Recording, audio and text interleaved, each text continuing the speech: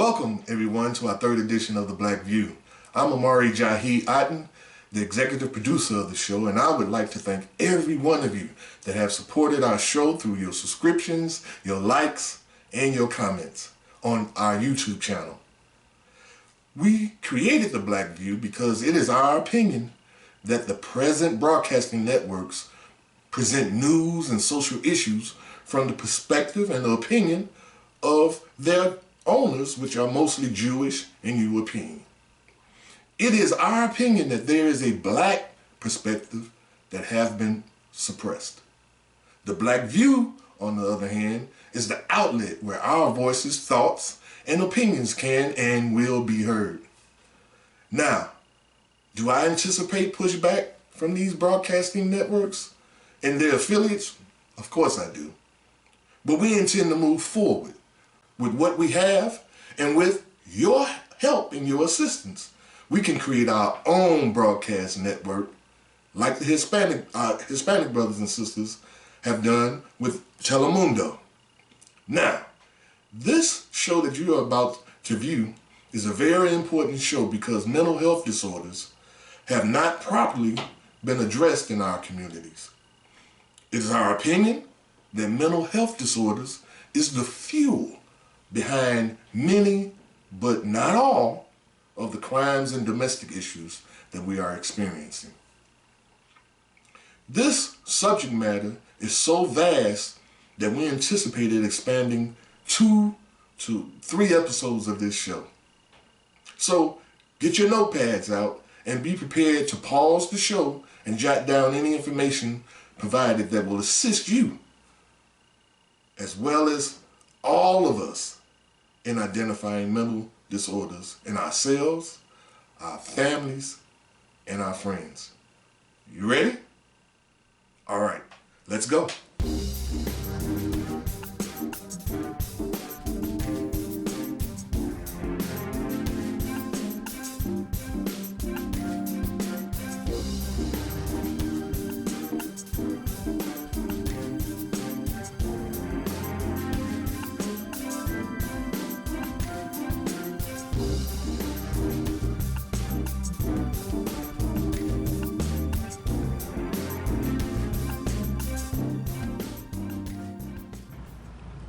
Welcome to The Black View. I'm your host, Sherry Soul. This is Minister Taharka Shakur, Brenda Robinson, and Chicago's own legendary sax preacher. The Black View does not claim to speak for all of the community, but for what's going on in our cities, our states, and us all around. So thank you again for coming through, and today we are here with a very, very interesting topic. You all have experienced this, or you know somebody that has experienced it, mental disorders. So I don't know if you guys wanted to kind of talk about some of your own personal experiences, but I'll start off by talking about mine. I'm careful because I don't know who's gonna view this, and I wouldn't want to offend anybody.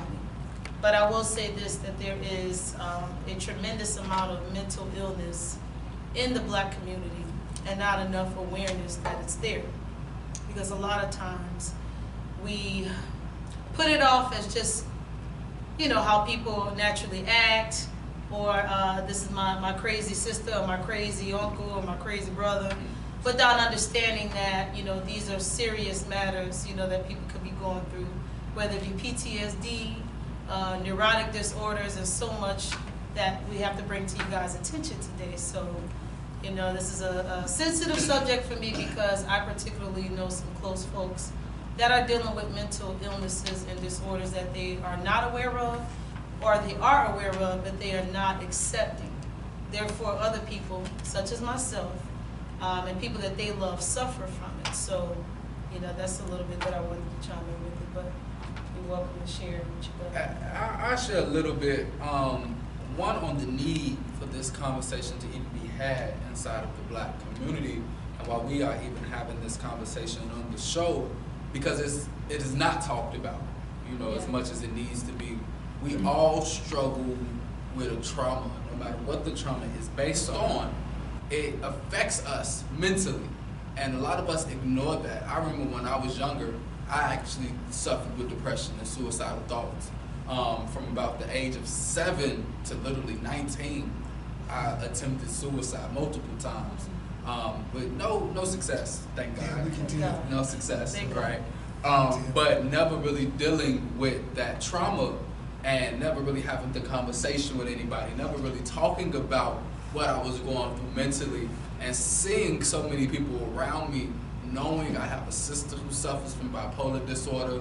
I have other family members who have their own mental problems. My grandmother killed herself from schizophrenia. We know that is more a deeper level of a mental disorder, but to the extent of it, it affects all of our families.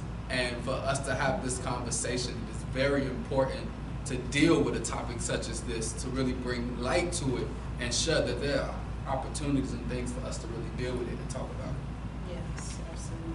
Wow, thank you for sharing that, love. I mean, that hits home because I, as well as many people, know people who have committed suicide or attempted to do that, and thank God you're here to say that because, you know, I don't know if you felt like you had somebody that cared about you enough, you know, for you to be able to come to them with what you were going through. And that's another thing, a lot of people don't feel like they have the support, and they're trying to, you know, get that from parents and from peers and other folks around them, when those people are dealing with their own things and they don't know how to be a support system. And it's not intentional, because a lot of times people don't know until it's too late what's going on with somebody, so that's a real thing. That hits home.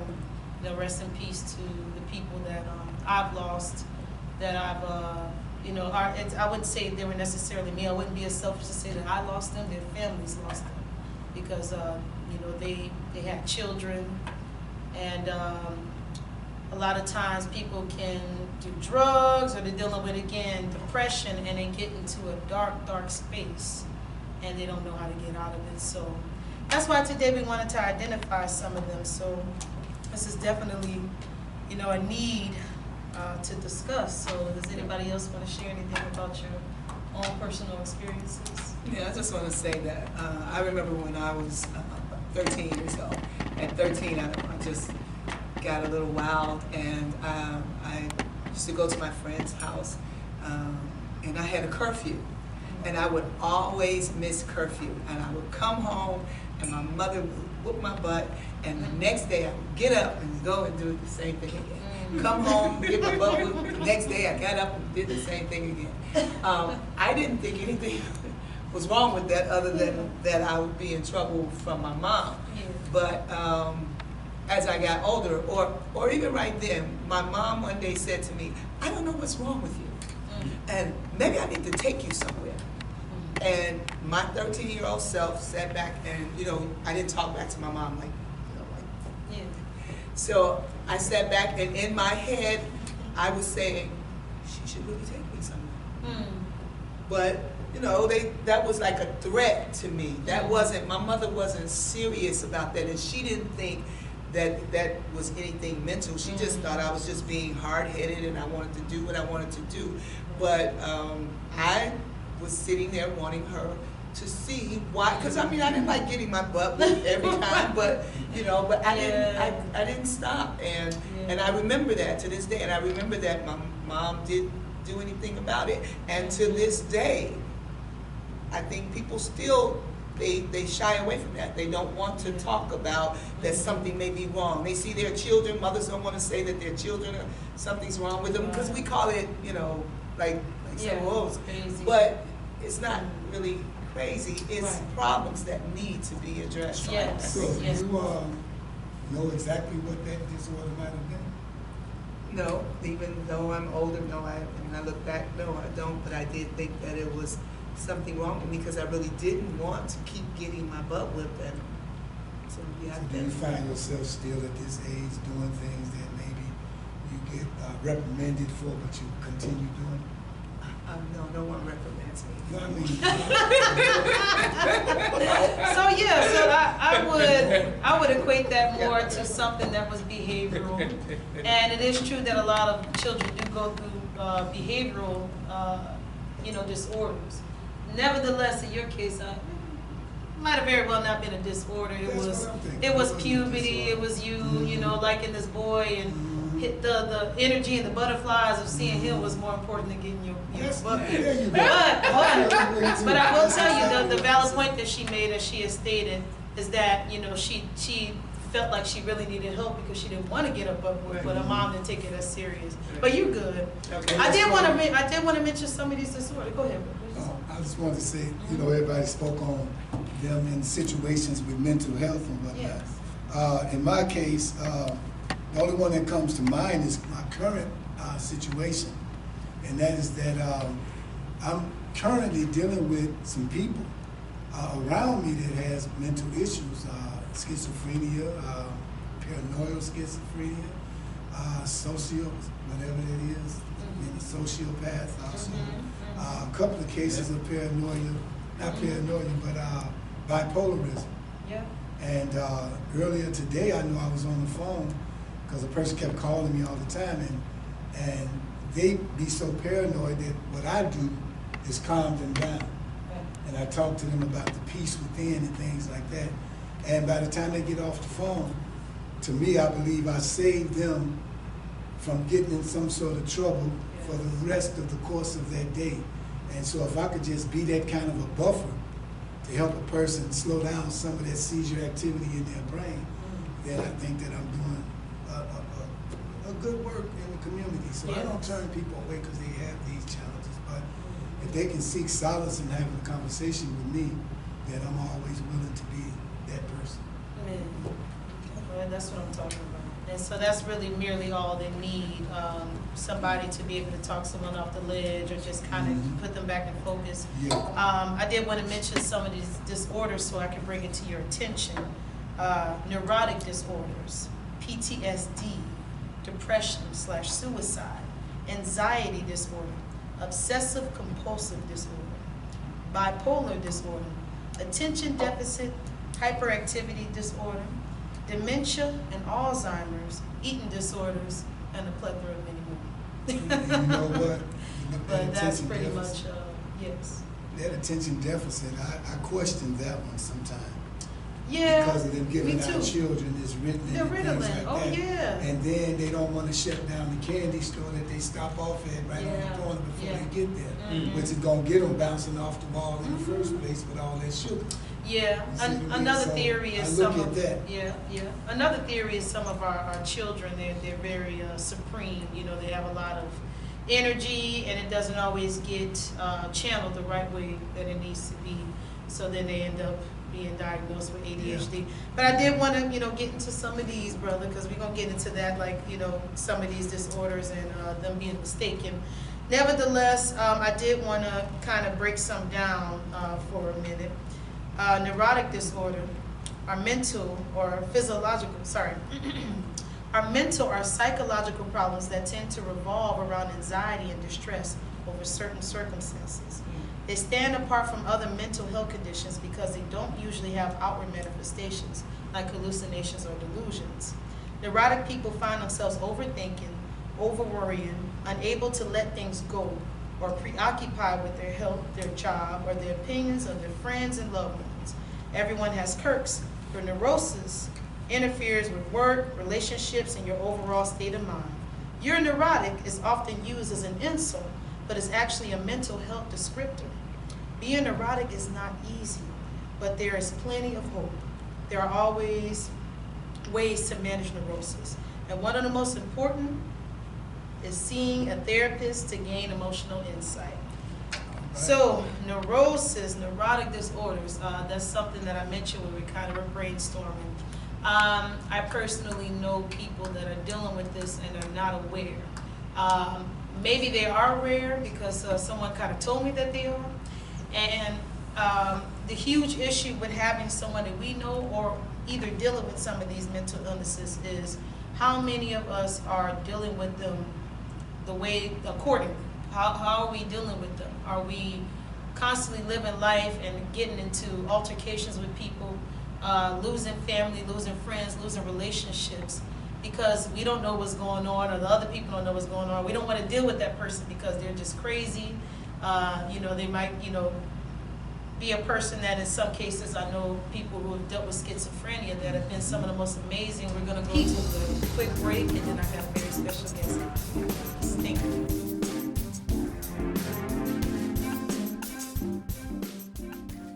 You know that feeling where your thoughts scare you or make life tough? Sometimes it feels like no one else in the world has those thoughts or feelings. No one seems to know how difficult it is to deal with your feelings. And it's not easy to share your deepest secrets. You might think something is wrong with you. Or you might worry what other people think. And all of that makes your thoughts and feelings worse. Our culture has created this environment of shame. Until the 1960s, society sent people away if they had challenges managing their thoughts, emotions, and behaviors. Over time, we learned that we didn't have to be afraid. We learned how to help people get better. We became hopeful. But there are remnants of those images in our culture today. Which is why some people still feel uncomfortable talking about it. The stigma has taken new forms too. With more access to more people all the time, it can seem like the world is telling us it's not okay to be anything but perfect. The truth is, everyone has thoughts or feelings that can be hard to deal with. So why do we make it so difficult on ourselves by judging others who could be going through the same challenges we are? What if, instead of seeing labels, we saw people who are struggling and could be there for them so they didn't feel so alone? What if we looked past our fear of mental health and started to talk about it in a constructive way? What if, as a society, we used empowering words and healthy images to help people feel supported? Maybe then more of us could feel comfortable telling others when we're having a hard time. Maybe more people would get the help they need. And maybe one day we won't have to talk separately about mental health and physical health, but just health. The truth is, each of us has the power to change our culture. Will you join us?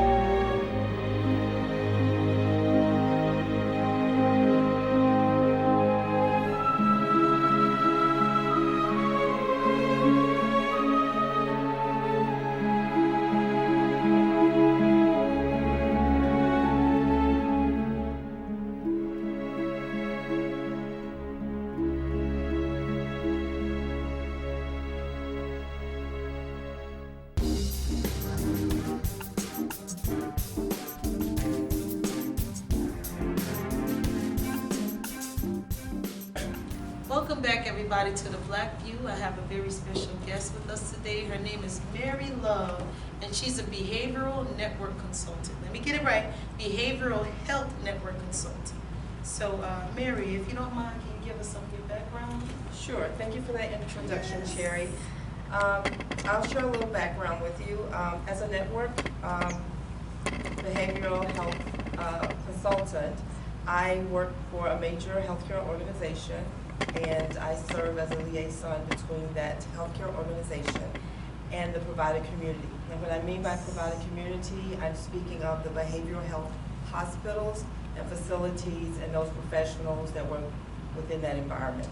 Yes. So we collaborate together to try to bridge some of the gaps and to alleviate some of the barriers that prevent individuals who are either seeking to obtain mental health services or are already obtaining mental health services, to just bridge some of those gaps.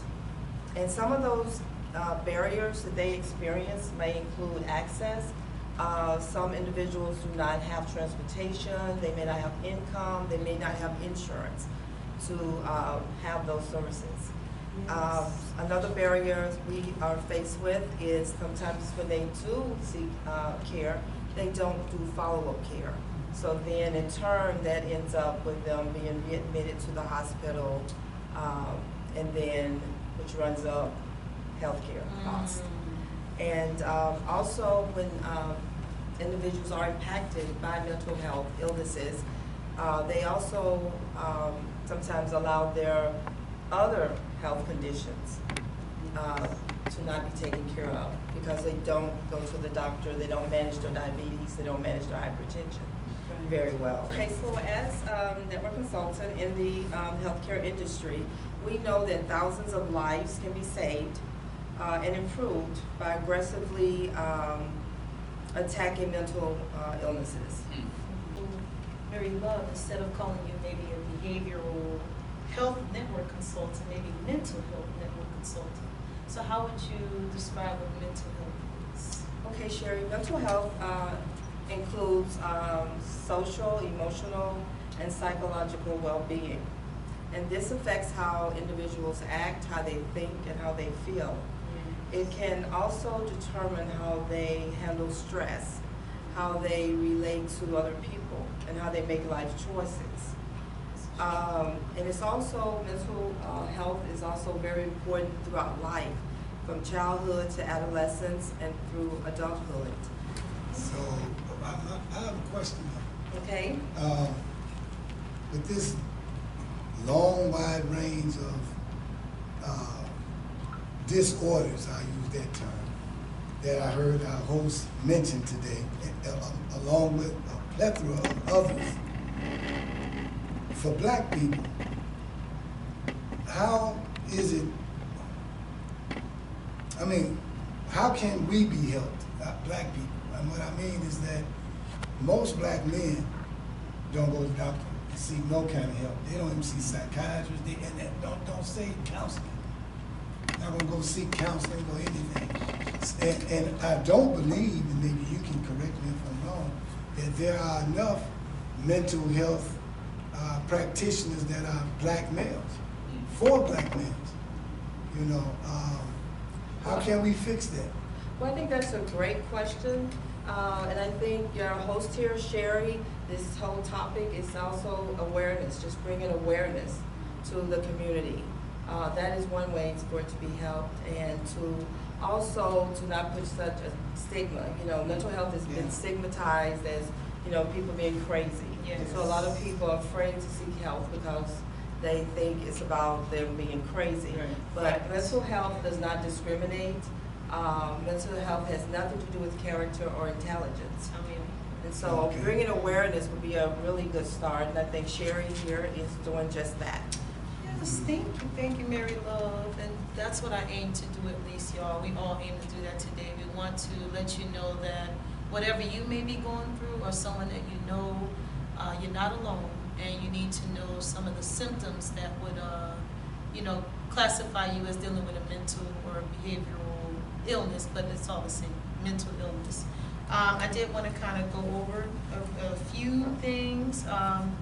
Even envious behavior, reacting negatively to neutral events, panicking in relatively non-threatening situations, displaying emotional instability, inability to function in everyday life after an unrelated trauma. A lot of people can say that they are dealing with things like that, but how much does it affect you in your everyday life? You know, when it's affecting you to the point that you know that something's wrong, you're losing friends, family that doesn't want to deal with you, you constantly are getting in arguments with random people, and it's all about the world is against you when you're really dealing with something, and you have to, you know, be real. You know, based on what I've been listening to, I'm being led to believe that grief can be a mental disorder. And the reason I'm saying that because, you know, I've seen a lot of people that grieve for a long time after a loved one was lost. Yes. And I've seen many situations where they would be borderline, like snapped out, you know. I know someone that grieved for over a year and a half after their child was, well, basically I said the child was killed. And I know we have many grieving mothers whose children were victims of gun violence in our communities. And I've seen some that when they speak to me and we talk, and they just break out in tears again as if it was just fresh, you know. And so, to me, grief could be kind of like a mental disorder, because there are some people don't get back in touch with society. I remember at a club I used to play, and it was this lady, she used to be a school teacher. Now, this is the truth, she used to be a school teacher. And she would come into the club all the time, and people would wonder what's the matter with her, because she would act so crazy. And when music be playing, she'd be slinging her hair around on the stage and this and that. And they said, well, her daughter died in a fight.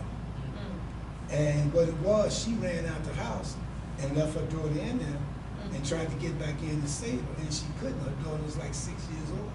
And she's never been the same since. She's not teaching in school, and she just comes to this club and sit around, and she be in her own zone, just doing what she want to do. And grief. That's a mental disorder now, right?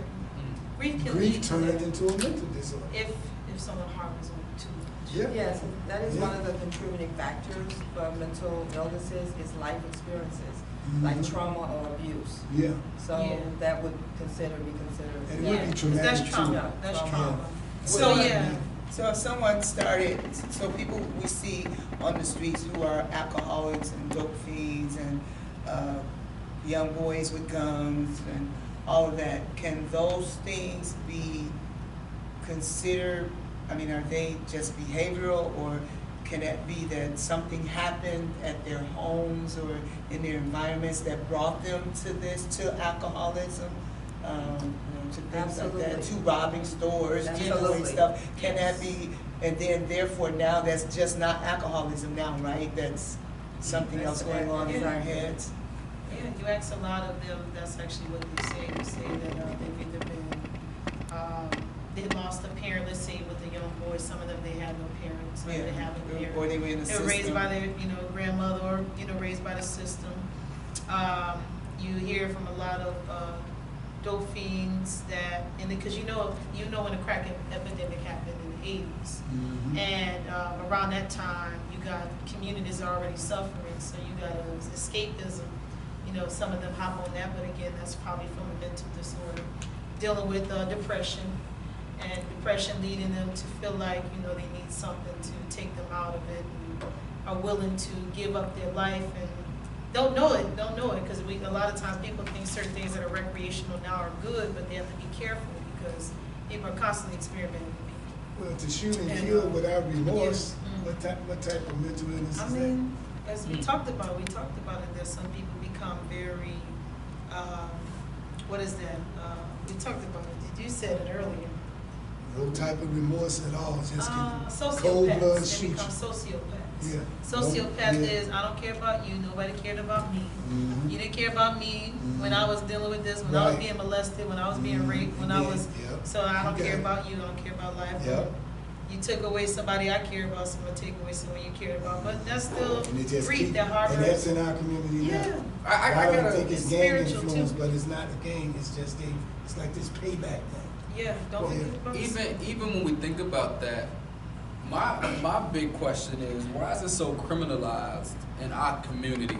And the reason why I asked that, I just was literally looking at something on Facebook before we started recording about a young man who was caught with heroin, pounds and pounds of heroin, and he only got 6 months of rehab. Now I know that's not a mental thing, but let's think of the mental disorder side of it, where a brother who might have killed somebody, might have beat a woman to death, might have strangled another man, might have stabbed somebody to death through a mental disorder, but he might get life in jail. And then you have someone, a Caucasian, who could do the exact same crime, and they're like, well, that was just a mental disorder. Yeah. We speak about the Dylan Roof situation. They just said he had a mental disorder. He went into a church and shot up 9 people, but that was just a mental And we disorder. talked about But let a that, young yeah. man, a young black man, Yes. do the exact same thing. He's now a criminal. Why do we, if it's a mental disorder, how? And then this is my question to you more specifically. When we think about mental health, how do we make it an open conversation in our community where we can get the system to not criminalize it so much? How do we take the criminalization off the trauma? Because a lot of our people are just dealing with PTSD. In and of itself, coming through slavery, coming through our community, living and looking at how our mothers might have suffered through something, or our father might have not even been there. That's traumatic. Yes. Growing up in a home without your father not being there. How do you become a man and you see the examples in your community? Or I know personal people personally who mother was a prostitute. And they're seeing their mother be used as an instrument of pleasure. And that's it. So then they grow up with this trauma that that's all women is. How do we look at these situations and literally see them as trauma and not literally criminalize people as much as the system criminalizes? I was going to say that sounds like a whole different topic because we get into that thing with racism. Yeah. With racism. And that's a part of this mental stuff. That's Dealing real. with a black That's view real. perspective of it. We don't always get that's a diagnosed as having tool. mental illness. That's or an instrument that's being used by Yeah. society to criminalize us. But then- Whereas if, I mean, that's not if a racist. white person does it, it's even with drugs. A drug addict goes to jail that's black, but a drug addict white will go and get help in the treatment center. It's the same thing. Okay, because that's, Yeah. okay, And I that's see what true. you're saying. I see what you're saying, but they Yeah. probably have, I'm just saying, it's very hard for somebody to get somebody black to admit they're crazy. Oh, yeah. Because, I Well, mean, most people. I mean, just to see Because kind white of people mental probably health. say, You I'm want crazy. not me to necessarily- give you a real opinion on it? We don't have to. Yeah, and not necessarily saying they're crazy. I don't mean it like that, No, but but it's that's hard true. to get You know, them there's to something seek wrong. That's true. that There they is might something need to wrong. seek My help. schizophrenic We've friend, been couldn't mentioning tell that me earlier. Yeah, you can't schizophrenic. tell them, right? You can't tell them, but that's Right. what So Anybody that's the know? difference? we don't embrace So is that it. the Well, I difference? think Yeah. that's the difference. We don't Okay. get so stigmatized in our community that we don't believe that, we have these issues. We think that, these are things we're supposed to, it's supposed to be in the basement. Like, when someone is bipolar, we kind of like sometimes ostracize those even family members. We don't really, you don't see them at family functions. You don't see them, everybody just is kind of like a secret, kind of like she has a problem, her nerves are bad. They termed it as so many different things and it was never addressed. And I think that just has been, from generation to generation. Yeah. We just have not been a culture of people that really embraced mental health. What I'm saying is that if I'm a heroin addict or if I'm a cocaine addict and I get arrested with the drugs on me and I'm arrested and I'm using, not selling, why am I in jail and not in the treatment center? Right. And then that's a reality. I actually wanted You to see what flip I'm around saying? too and say that a lot of Caucasians, they actually don't admit to their mental illnesses. No, as they well. do. They tend No. to more than us. That's why they put them I said away. a lot. I didn't say all. Okay. Yeah, I know. It just the seems reason like why I that's the say a first lot- thing they say. I'm crazy. They tell their attorneys to say that they're crazy. No, truth we be don't. told, but the reason why I wanted We to don't. mention that we're getting back to the topic of hate and envy, Yeah. because this goes back to certain people that decide that they want to shoot up a church. You would know that the person, yes, they're mentally ill. Would they Right. proclaim that? Probably not. I'm talking about the young guy who probably just think it's from his hatred for whether it be Christians or for black people, whatever it may be. There is that seed of hate that festers into other mental illnesses that people can feel like that's why there's hate crimes. People decide I'm gonna go kill you because you are another race or you're somebody I don't rock with or whatever it may be. It's something that a lot of people too, they don't always admit. But like you said, yes, there's a lot of people that they'll. obsessed with. Yes. But you know what? Yes. No, how do we yes. get the help? How do we get the help? How do we get stuff into our communities? How about Yeah. this? How about I do this? want to give some How suggestions. about We gotta this? get that. How about this? What's normal? Exactly. What is normal? So what are we getting help for? Point me to a sound So- mind. What Yeah. is healthy What mentality? do we Well, get help for? healthy mentalities have a self-awareness too. I mean, when you have self-awareness, then you're able to kind of work on some things and address them, and be able to say, "This is what I'm dealing with." For instance, that aunt that people Are call you it crazy. explaining normal? She's saying, "I'm explaining like what someone Normal. Normal. There's no normal. I guess. There's no sound normal, but let's say this though. You know, for instance, I wouldn't No, I was consider just myself asking. normal, but that's for my own reasons. So and other people, they have their own, you know, opinions of self. If you are aware of something that you are dealing with and suffering from, PTSD.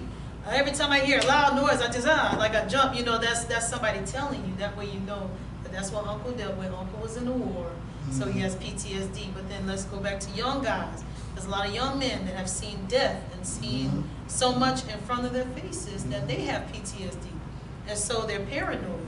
They might excessively smoke and excessively do things that are not healthy for them and can only bring them further and further into that dark space that people get into when they're suffering from mental illness. So I just And the corporate particularly, industry capitalize on it with drugs, all of with that, alcohol, all of that. and all of those different over-the-counter drugs that they give us. And they only medicating us and making us more, like, it's really, drugs and alcohol is like an anesthesia in the black community. Yeah, like It people dumbs just us down, vessels. it numbs us to reality. It's just there. That's what I see it as. So you got now drugs, we got alcohol, we got certain crimes, we got all of this lumped Yeah. into mental illness. That's what it sounds Yeah, like. yeah. Lumped Yeah. into mental And illness. even though it goes on in a lot of other families in the black community, we hear about a lot of molestation. Again, it's going on around, all around, all families, all creeds, but that's a mental disorder too, for people to feel like they have to get into a very devious place sexually, to mess with children, and that's just a reality for a lot of folks. It's very sensitive, a sensitive subject. Men and women alike have been through this, and that type of thing does not get addressed. That something might have happened to that person, or they might have had a very unhealthy way of approaching sexual energy. And some people don't know how to, you know, forgive those people and even look at themselves as a person that's worthy of being loved just because of what they went through. And sometimes that cycle repeats itself, or people end up, like some men have dealt with men because they feel like that's the first sexual experience they've ever had. This is not an offense to the LGBT community, That's their jail although we story. do know that there are the And jail, say it again. prison and jail. Prison Putting is men a in thing. jail Yeah. during their puberty is intentional. Yeah, this is true. Got them coming out with their pants sagging Yeah. and wagging and walking like ducks. And all they got, all And some people, you know, and then there's I'm all. talking too strong. Let me get strong.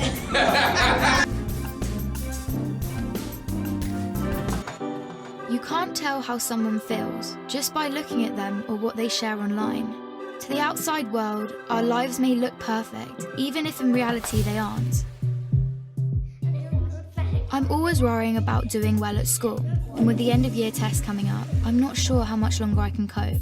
My thoughts swarm around my head, sometimes keeping me up all night. Some days it's just all too much, and I feel like I'm lost in space. When I did badly on one of my tests, I just about kept it together until I got home. Then I broke down crying in front of my mum. She listened for a bit, and then she told me that, just like physical health, we all have mental health. It's our feelings, our thinking, our emotions, and our moods. She then said that feeling down, angry, and stressed is a normal part of life. Just like it's normal to feel happy, confident, and carefree sometimes. We all have positive and negative emotions that come and go based on what's happening around us. These are everyday feelings. Good mental health means experiencing negative emotions. It's not always about being happy. Mum can relate to the feelings of stress. So when Mum suggested I take a break from everything and do something I enjoy, I actually took her advice. So I made myself a hot chocolate, snuggled up in a duvet and watched a film. And you know what? Afterwards I felt so much better. Mum should take her own advice.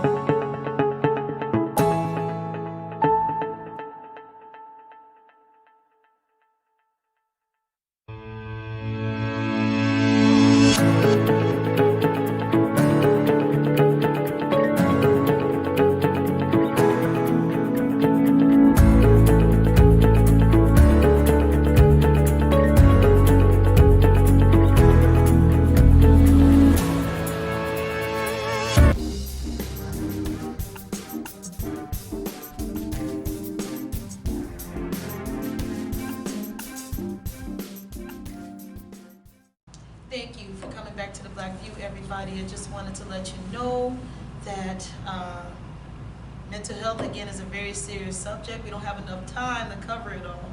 So I just wanted to let you know about some of the hotlines that we can make you aware of. Mental health conditions can be treated, and if you are someone that you know needs help, you can talk to them or talk to a healthcare provider. Some symptoms require immediate emergency care. If you or someone you know is thinking about harming themselves or others or attempting suicide, seek help right away. Call 911 for emergency services or go to the nearest emergency room. Call the National Suicide Prevention Lifeline at 1-800-273-TALK. 1-800-273-TALK, that's 8255. Or text the crisis text hotline. Text HELLO to 741-741, okay? And contact social media outlets directly if you are concerned about a person's social media updates, or dial 911 in an emergency. For more information about how to contact social media outlets, visit the Lifeline support on social media webpage.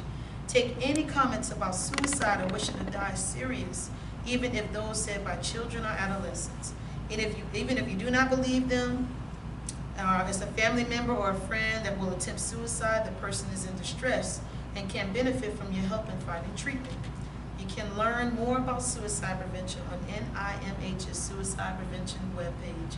They also have a taking control of your health, mental health tips for taking control of your mental health, tips for talking with your healthcare provider.